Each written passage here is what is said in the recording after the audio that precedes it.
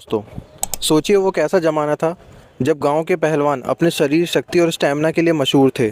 आज भी उनकी कहानियां सुनाई जाती हैं, लेकिन आज की जनरेशन ना वो स्टैमिना ना ही वो शक्ति है। आखिर क्यों?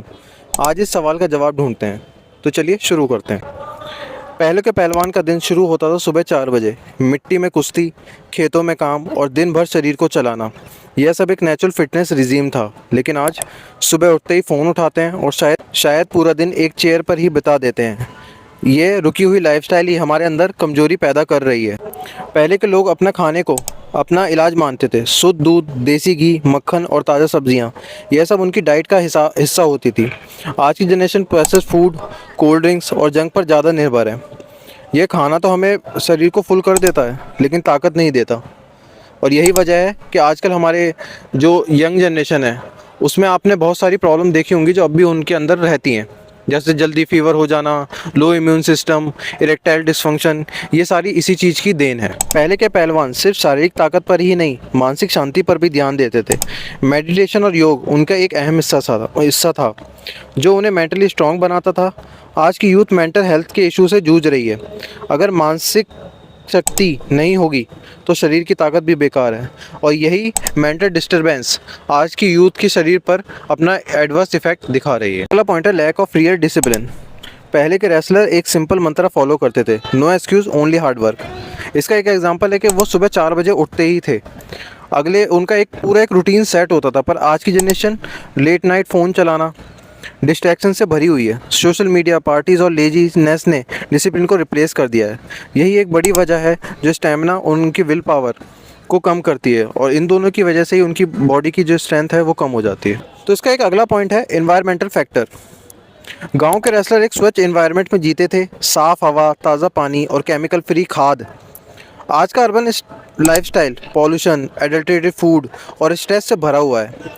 यह सब हेल्थ को डायरेक्टली इम्पैक्ट करता है, और हम धीरे धीरे अपने पुराने लाइफस्टाइल को फॉलो तो कर नहीं पा रहे हैं, पर उनकी जैसी हमें स्ट्रेंथ चाहिए जो पॉसिबल ही नहीं है। फॉर एग्ज़ाम्पल, अगर हम अपना दूध ही देखें, जैसे प्योर दूध की भी अगर बात करें, तो कहीं ना कहीं जो गाय होती हैं उनमें हम इंजेक्शन से लगाकर ही उनके दूध को निकाला जाता है। तो है तो वही कि उसको जब प्रोड्यूस कर रहे हैं तो वहाँ पे भी तो कहीं ना कहीं केमिकल से ही वो हो रहा है। तो ये भी एक रीज़न हो सकता है। इसमें अगला पॉइंट आता है टेक्नोलॉजी पे पूरी तरह निर्भर हो जाना। पहले के लोग अपने शरीर का पूरा उपयोग करते थे। दौड़ लगाना, पेड़ पर चढ़ना, मिट्टी में खेलना, सामान उठाना, दूर दूर से पानी लेके आना, खेतों से घर अपने सामान, अपना फसल को इधर से उधर करना। पर आज टेक्नोलॉजी ने हमें एक जगह बैठने पर मजबूर कर दिया है। हम घर बैठे ही एक क्लिक पर कहीं से भी कुछ भी सामान मंगा सकते हैं। किसी भी चीज़ के लिए हमें अपने शरीर को बिल्कुल भी कष्ट देने की ज़रूरत नहीं है। फिज़िकल एक्टिविटीज़ ऑलमोस्ट ख़त्म हो चुकी हैं, और यही टेक्नोलॉजी ने जो हमारी आम ज़िंदगी में ये जो सहूलियत हमें प्रदान करी है, यही चीज़ है जो हमारे शरीर को बहुत ही बुरी तरीके से इफ़ेक्ट कर रही है। और इसमें अगला ही मेन जो पॉइंट है वो है wrestling as a way of life, not just as a sport. कुश्ती सिर्फ एक खेल नहीं है, एक जीवन शैली है। गुरु का आदर, शिक्षा का पालन और अपने शस्त्र का समर्पण। आज की जनरेशन के पास ये कनेक्शन मिसिंग है। हम सिर्फ रिजल्ट चाहते हैं, प्रोसेस को सीखना नहीं चाहते। और यही एक ओवरऑल चीज़ है जो हमारी मेंटल वेल बीइंग के लिए भी गलत है। दोस्तों, यह फ़र्क सिर्फ एक कहानी नहीं है, यह एक समझ है जो हमें अपने पुराने संस्कारों और अपनी आज की ज़िंदगी के बीच की दूरी को दिखाती है। हम सिर्फ ताकत और स्टेमिना की बात नहीं कर रहे हैं, हम बात कर रहे हैं एक पूरी जीवन की फ़िलॉसफी की। अगर हम चाहते हैं कि आने वाली जनरेशन भी हम अपने एंसेस्टर की तरह मजबूत हो, तो हमें अपने लाइफस्टाइल, डाइट और माइंड सेट को बदलना होगा, और इस टॉपिक पर बहुत ही ध्यान से सोचना होगा।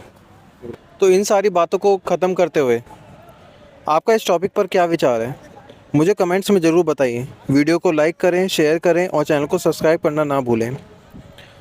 और मिलते हैं अगले एपिसोड में। तब तक के लिए जय हिंद, और मेरे सारे व्यूअर्स को हैप्पी न्यू ईयर, और अपना इस साल अपने आप को एक अपना बेटर वर्जन ज़रूर बनाएं।